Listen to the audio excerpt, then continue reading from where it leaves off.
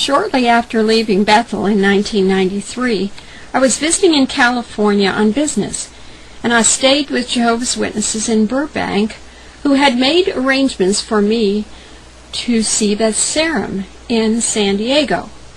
At the time, the San Diego elders tried to keep the address of Beth Sarim confidential because they claimed that the owner had been annoyed with so many sightseers coming by to see the house. Because I had been the researcher on Jehovah's Witnesses history book, the Proclaimers of God's Kingdom book, an exception was made and the address of Beth Sarim was provided. Well, when we pulled up in front of the house, the garage door was open, and we saw about 4 or 5 men inside who were standing around talking and laughing.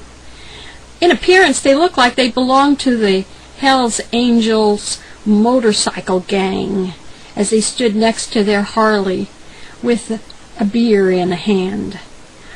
Well, one of the 2 elders in our car group went up to speak to the men and to locate the owner.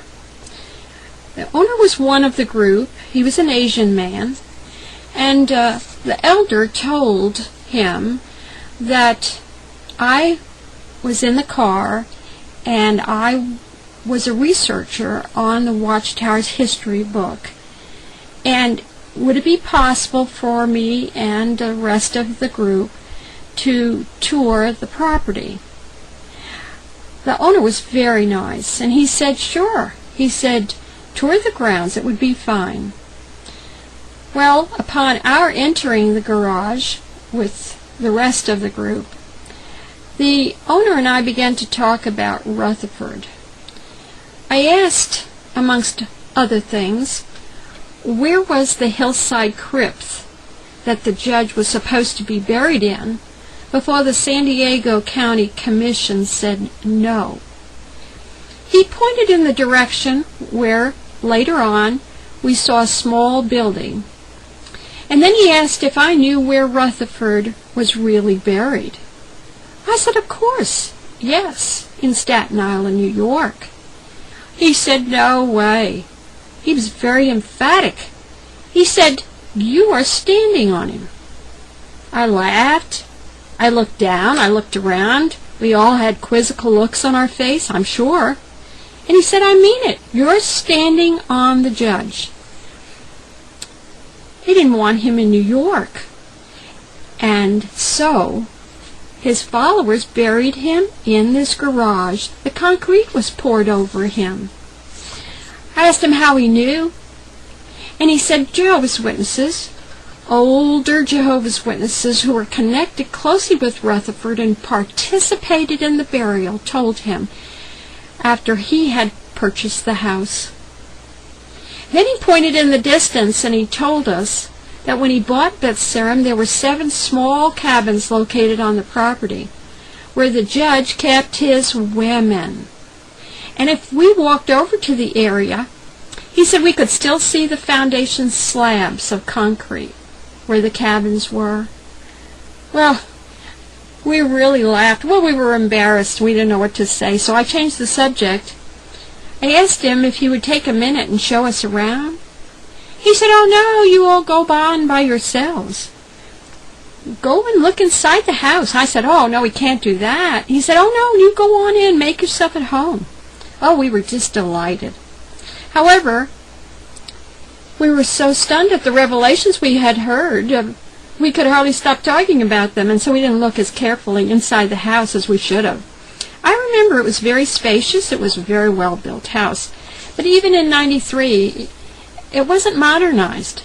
I do remember the bathroom, the kitchen plumbing fixtures. They were beautiful brass, even though they were very old, and they're in good condition. We toured the grounds. We saw the swimming pool and the small building on the hillside that was intended for Judge Rutherford's crypt.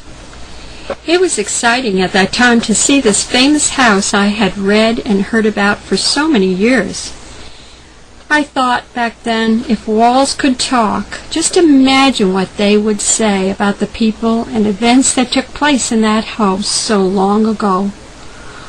All the way back to Burbank from San Diego, we talked and talked about Rutherford, and especially about me standing on his grave, and wondered if it could be possible. We certainly discounted the kind of statements about Rutherford's women. We couldn't believe that. But regarding the grave, I now know that the February 22nd, 1952 awake said that the judge's body was buried on Staten Island, New York, together with Van Amberg's body. No, not the body. I have to say that it was his cremated remains.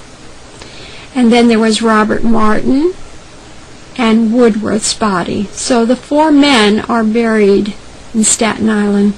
The actual entire burial plot is owned by the Watchtower, and it's 100 feet by 100 feet, and it's located in the cemetery of the Woodrow United Methodist Church. There are absolutely no markers or headstones nor any evidence of any graves on that small piece of land that the Watchtower owns. Interestingly, a friend of mine was visiting Bethel in 1985. He was in a Bethelite's room, and Fred Franz was there too. My friend asked Freddie where Rutherford's body was buried, and he was surprised that Franz replied without hesitation, Beth Sarim. Perhaps by then Franz wasn't worried about the disclosure, and he just didn't care who knew about it.